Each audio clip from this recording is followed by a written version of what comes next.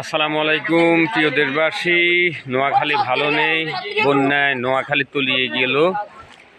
গত কিছুদিন আগে এই জায়গাটা ছিল শুকনা এবং এটা হচ্ছে মেন রাস্তা। আজকে এই রাস্তার উপর হাঁটু পানি। ইভেন এলাকার লোকজন মাছ ধরছে এই রাস্তা থেকে, সবাই উৎফুল্ল। তবে বন্যায় দুর্গত প্রতিটি পরিবার খুব অসহায়, আজকে তাদের অসহায় জীবন অতিবাহিত করে যাচ্ছে।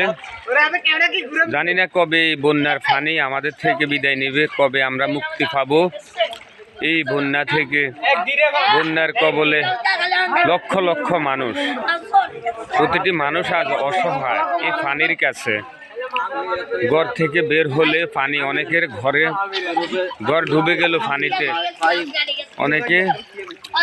অনেকের রাস্তা তলিয়ে গেল পানির নিচে। তো সবাই আমাদের জন্য দোয়া করবেন, নোয়াখালীবাসীর জন্য দোয়া করবেন। নোয়াখালী ভালো নেই,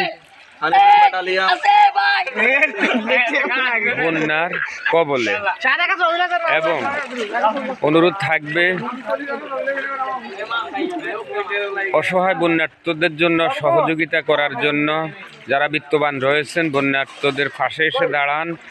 বন্যার কবলে সবচাইতে বেশি অসহায় খেটে খাওয়া মানুষ, যে মানুষগুলো দিনে এনে দিন খায়, অথচ তাদের সব কিছু রুটি রোজগারের বেঘাত ঘটে আছে।